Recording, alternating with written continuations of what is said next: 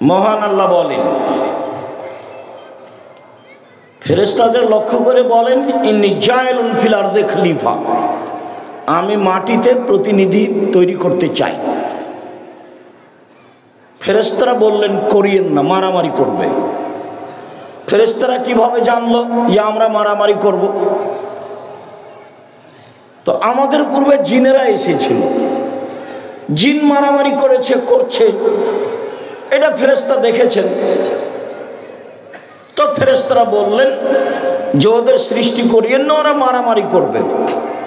কিভাবে বললো? ফেরেশতা তো গায়েবের খবর জানে না, ও জিনদের দেখেছে তাই বলে দিল। তো আল্লাহ বললেন, ইন্নী আ'লামু মা লা তা'লামুন, আমি যেটা জানি তোমরা সেটা জানো না। আমি মানুষকে সৃষ্টি করছি আমার ইবাদতের জন্য।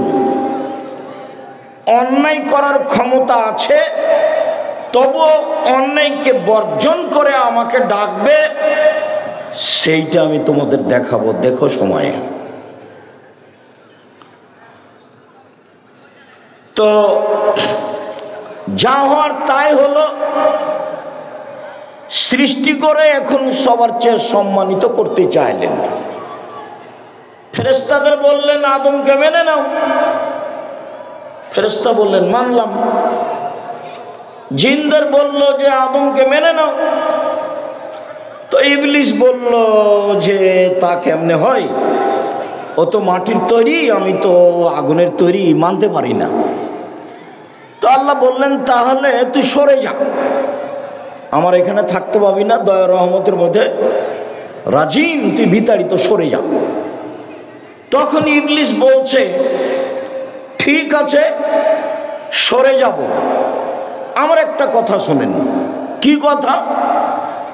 আমাকে বেঁচে থাকার সুযোগ দিতে হবে ইলা ইয়াউমিল কিয়ামা, কিয়ামত পর্যন্ত। তখন আল্লাহ বললেন, ঠিক আছে এটাও মেনে নিলাম, তবে এলা ওয়াক্তিম মালুম, একটা সময় পর্যন্ত। তুমি যেটা বলছো হুবাহু আমি সেটা বললাম না, তুমি বললে যে আমাকে কিয়ামত পর্যন্ত বেঁচে থাকতে দিতে হবে। তা আমি বললাম যে ঠিক আছে মেনে নিলাম একটা সময় পর্যন্ত। যেমন আল্লাহ বললেন যে আমি মেনে নিলাম, তেমনি চট করে ইবলিস বলছে, রব্বি, হ্যাঁ আমার প্রতিপালক। দেখেন বলার ঢং কেমন।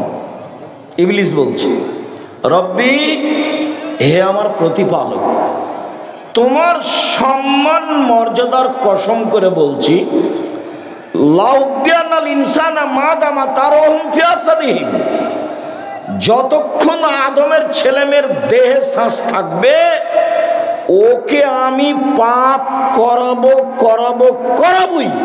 ও কিভাবে জান্নাতে যায় সেটা আমি দেখে ছেড়ে দেব। এটা হলো ইবলিসের জিদ।